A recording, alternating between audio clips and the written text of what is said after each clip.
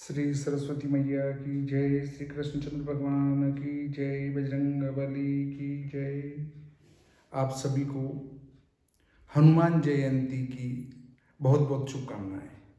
और वे जो ओवर समझते हैं अपने आप को ज़रूरत से ज़्यादा बुद्धिमान, और ये मानते हैं कि मरे हुए की जयंती और जिंदे का जन्मोत्सव मनाया जाता है, तो उन ओवर बुद्धि वाले मेरे भाइयों को हनुमान जन्मोत्सव की बहुत बहुत शुभकामनाएं। देखिए, हम सनातनियों को इस्लाम धर्म के मानने वालों से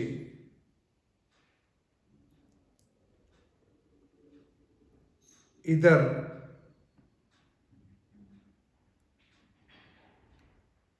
ईसाई धर्म के मानने वालों से शिक्षा ग्रहण करनी चाहिए। वे अपने किसी ग्रंथ में संशोधन पर विचार नहीं करते हैं। उनका जो पवित्र ग्रंथ है उसमें एक वर्ण भी छेड़छाड़ के पक्ष में नहीं होते हैं, क्योंकि वो पवित्र ग्रंथ हैं। और हमारे सनातन धर्म में तो हम ग्रंथों को जैसा चाहें तोड़ मरोड़ सकते हैं। अभी एक बड़ी यूनिवर्सिटी आधुनिक काल की, व्हाट्सएप, फेसबुक, यूट्यूब, इन यूनिवर्सिटियों में पढ़े हुए हमारे पुरखों से भी जरूरत से ज्यादा विद्वान है। एक भाई ने कह दिया कि जिंदे की जयंती नहीं होती है, मरे हुए की जयंती होती है।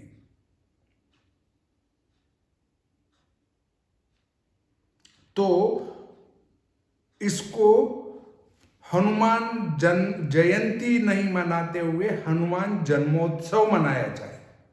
तो कोई इसको हनुमान जन्मोत्सव मना रहे हैं, कोई इसको हनुमान प्रकटोत्सव मना रहे हैं।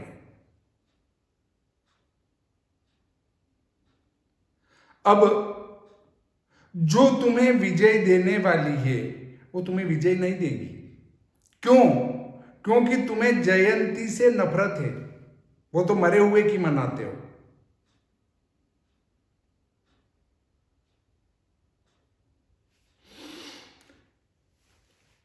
तो आप जन्मोत्सव मना रहे हो, न कि जयंती मना रहे हो।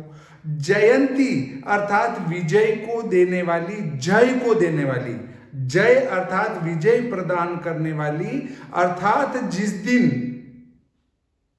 ईश्वर या ईश्वर के अंश अवतार ग्रहण करते हैं, वह तिथि विजय को देने वाली होती है, इसलिए उसको जयंती के रूप में मनाते हैं। तो हनुमान जयंती विजय को देने वाली है। वे जो जयंती मना रहे हैं उनको प्रभु बजरंगबली विजय प्रदान करेंगे, और जो हनुमान जन्मोत्सव मना रहे हैं उनको कहेंगे यार मेरे जन्म के दिन का उत्सव तुमने अच्छा मनाया। और प्रकटोत्सव उनको भी धन्यवाद देंगे कि तुमने प्रकटोत्सव अच्छा मनाया। परंतु जो जयंती मनाएंगे उनको विजय का आशीर्वाद देंगे, तुमने मेरी जो तिथि है विजय की देने वाली उसको तुमने मनाया है। तो हमारे यहां फौज ज्यादा ऐसी इकट्ठी हो गई है कि उनको फर्जी बातें बताओ तो एक तो उस चैनल पर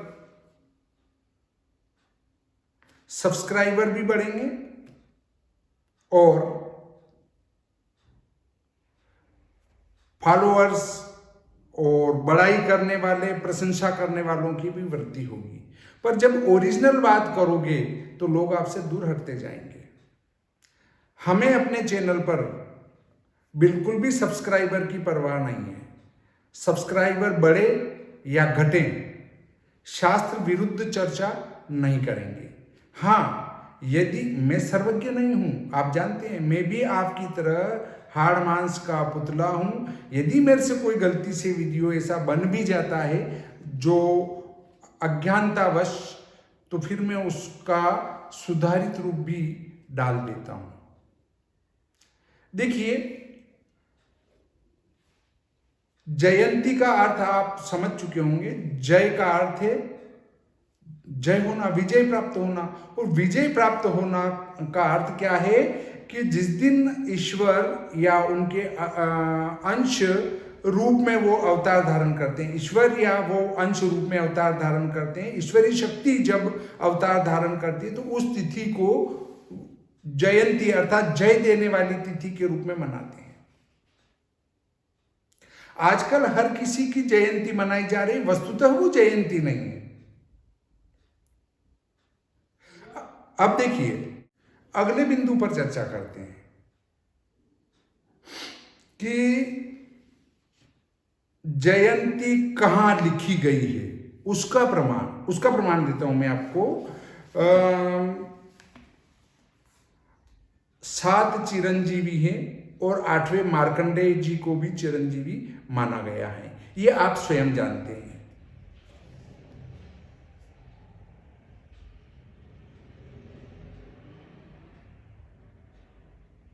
अश्वत्थामा बलिर्व्यासो हनुमाश्च विभीषणः कृपा परशुरामश्च सप्तेते चिरंजीविनः सप्तेतान् संस्मरेत नित्यं मार्कंडेयम् अथाष्टमम् जीवेद वर्षशतं सागरमपमृत्यु विवर्जितम्।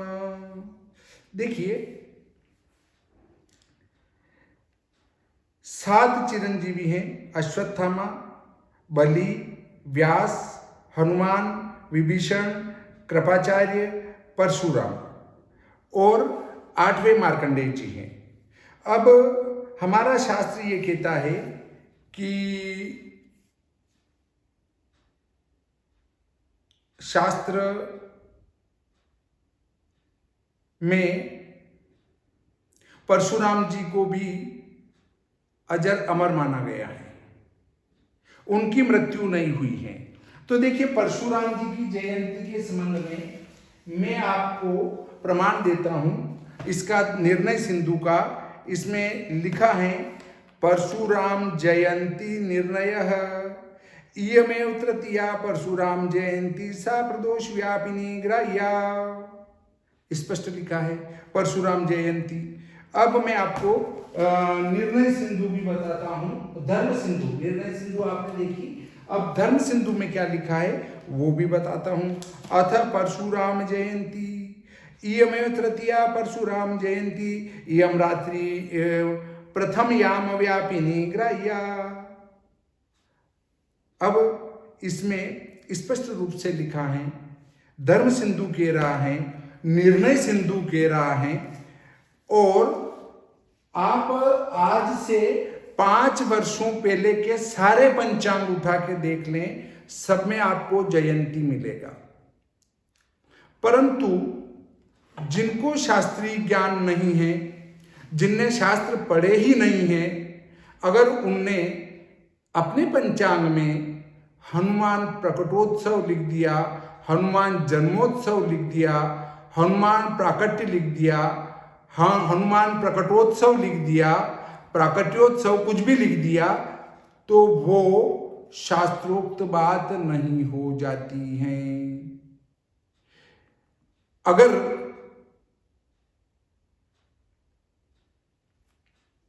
जयंती मरे हुए की मनाई जाती, ठीक,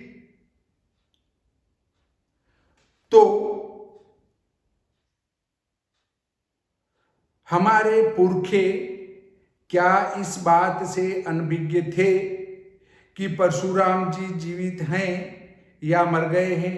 क्योंकि उनने ही तो शास्त्रों में लिखा है कि परशुराम जी जीवित है, हनुमान जी जीवित है। जब दोनों जीवित हैं, परशुराम जी जीवित है, हनुमान जी भी जीवित हैं, दोनों जीवित हैं, तो अगर परशुराम जी की जयंती हुई तो हनुमान जी की भी जयंती होगी। सिर्फ बेचारे हनुमान जी के पीछे क्यों लगे हैं? परशुराम जी को भी तो याद कीजिए, अन्य को भी तो याद कीजिए।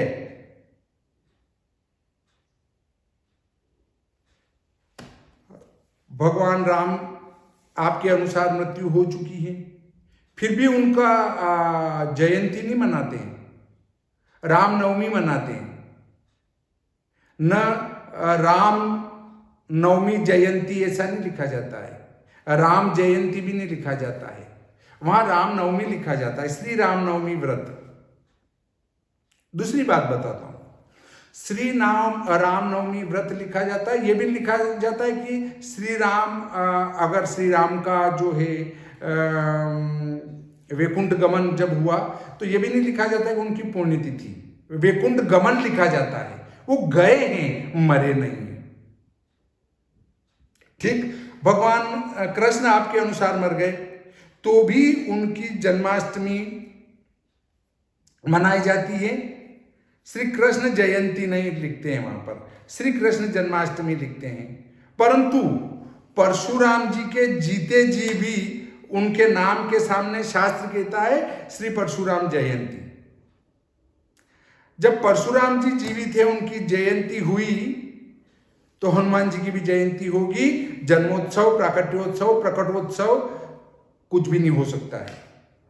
अब आप कहेंगे पंचांगों में सब में ऐसा लिखने लग गए, तो वो क्या है कि सबसे बड़ी यूनिवर्सिटी में वो भी पढ़े हैं आजकल, उनने शास्त्र नहीं पढ़े, उनने क्या पढ़ा, सीधा सट फेसबुक, यूट्यूब और व्हाट्सएप की उस यूनिवर्सिटी में वे भी अध्ययन कर रहे हैं। बेचारों ने वो पढ़ा ही नहीं, शास्त्र पढ़ा ही नहीं, तो उन्होंने कहा शायद ये विद्वान ज्यादा बुद्धिमान हैं, हमारे प्रोफेसर यदि कह रहे हैं तो हमें जयंती न करते हुए जन्मोत्सव मनाना चाहिए। इसलिए वे सभी पंचांगकर्ता जो अपने पंचांग में जन्मोत्सव, प्राकट्योत्सव, प्रकटोत्सव, उत्पत्ति उत्सव जो भी लिख रहे हैं, जयंती न लिखते हुए वे सब उस व्हाट्सएप, यूट्यूब, फेसबुक यूनिवर्सिटी की देन है और उससे लिख रहे हैं। नहीं तो जिनके पंचांग प्राचीन समय से चले आ रहे हैं, उनको अगर आप उठा के देखेंगे तो उनमें जयंती लिखी हुई मिलेगी, हनुमान जयंती। और जो प्राचीन पंचांग अभी तक चले आ रहे हैं वे तो सभी जयंती का ही प्रयोग करते हैं, वो किसी के चक्कर में नहीं पड़ते हैं कि इसको प्रकटोत्सव मनाया जाए। क्यों मनाया जाए भाई? प्रकटोत्सव के दो या जन्मोत्सव के दो, जयंती का अर्थ भी तो वही है कि उस दिन उनका जन्म हुआ था, तो इसमें हमें दिक्कत क्या आ रही है? परंतु हमें तो हमारे शास्त्रों को तोड़ना मरोड़ना है। अब हम कहेंगे कि फलाने धर्म वाले हमारा धर्म कमजोर करने की कोशिश में है, वो नहीं है। हम खुद इसके लिए जिम्मेदार हैं कि हम हमारे शास्त्रों में संशोधन कर रहे हैं। उसके लिए दूसरों को दोष देना बंद करें और अपने गिरेबान में झांक कर देखें कि हम कितना हमारे धर्म में तोड़ मरोड़ कर रहे हैं। दुख वहां जाकर होता है कि बेचारे दूसरे दोषी होते हैं पर कर हम लेते हैं। 25 दिसंबर हमारे क्रिश्चियन भाइयों का त्योहार है, वे उसे धूमधाम से मनाते हैं, हमें क्या तकलीफ है? पर हमारे भाई लोग अब उसको तुलसी पूजन दिवस के रूप में मनाना चालू कर रहे हैं। क्यों भाई? 25 दिसंबर किस शास्त्र में लिखा है कि तुलसी पूजन दिवस होगा? परंतु चूंकि हमें भी 25 दिसंबर मनाना है तो मनाना तो पड़ेगा, पर हम उसको तुलसी पूजन नाम दे दें ताकि हिंदू भी गुमराह होकर मनाने लग जाएंगे। तो उसके लिए वे लोग दोषी नहीं हैं, हम लोग दोषी हैं जो 25 दिसंबर को तुलसी पूजन दिवस मना रहे हैं। एक दिन फादर्स डे मना रहे हैं, एक दिन मदर्स डे मना रहे हैं। अरे भाइयों, जिनके माँ बाप उनके साथ रहते हैं या जो प्रतिदिन अपने माँ बाप के साथ रहता है, उसका तो प्रतिदिन फादर्स डे और मदर्स डे है। जो प्रतिदिन तुलसी माँ को जल अर्पित करके अगरबत्ती जलाता है, धूप बत्ती जलाता है, उसका तो प्रतिदिन तुलसी पूजन दिवस है। फिर 25 दिसंबर ही क्यों तुलसी पूजन? क्या वर्ष में एक बार ही तुलसी माता का पूजन किया जाए, बाकी दिन नहीं किया जाए? तो वो तो सूख जाएगी, फिर 25 दिसंबर को पूजन कहां से करोगे? और अगर आपको तुलसी पूजन दिवस घोषित ही करना है तो हमारा तुलसी पूजन दिवस पहले से घोषित है। देवउठनी एकादशी, तुलसी विवाह, अर्थात उस दिन उनका पूजन किया जाए। तो हमें भय दूसरे धर्म वालों से नहीं है, हमारे अपने व्हाट्सएप, यूट्यूब और फेसबुक यूनिवर्सिटी में जो लेटेस्ट अध्ययन कर रहे हैं उन लोगों से भय है। अगर आप अपने बच्चे को व्यवस्थित ज्ञानवान बनाना चाहते हैं तो किसी व्यवस्थित गुरु के पास भेजकर अध्ययन करवाएं और उसके बाद व्हाट्सएप, फेसबुक, यूट्यूब पर लिखना चालू करें तो अच्छा रहेगा। वरना तो आप कुछ भी उठपटांग लिखकर डालिए, उसका कॉपी पेस्ट होते होते वापस आपके पास महीने भर में, 2 महीने में वापस आ जाएगा कि ये देखो। तो आपको लगेगा कि अरे ये मैं नहीं बनाया था, अरे यार मेरे क्यों भेज दिया तुमने। तो आजकल वो बात हो गई है। तो हनुमान जन्मोत्सव नहीं, हनुमान प्रकटोत्सव नहीं, हनुमान प्राकट्योत्सव नहीं, हनुमान उत्पत्ति दिवस नहीं, हनुमान जयंती परम सत्य है। और किसी को कोई आपत्ति है तो धर्म सिंधु और निर्णय सिंधु उठाकर किनको देखें, परशुराम जयंती प्रकरण को पढ़ें और पुराने पंचांग को उठाकर पढ़ें कि परशुराम जी के जीते जी अगर उनकी जयंती है तो हनुमान जी की भी जीते जी उनकी जयंती होगी। और जयंती का अर्थ ये नहीं कि मरने के बाद जयंती होती है, जयंती का अर्थ जय देने वाली, विजय देने वाली, अर्थात उस ईश्वरीय शक्ति ने उस दिन जन्म ग्रहण किया, इससे वो तिथि विजय देने वाली हो गई है। इस प्रकार आज का ये प्रकरण यहीं समाप्त करते हैं। श्री सरस्वती मैया की जय, श्री कृष्णचंद्र भगवान की जय।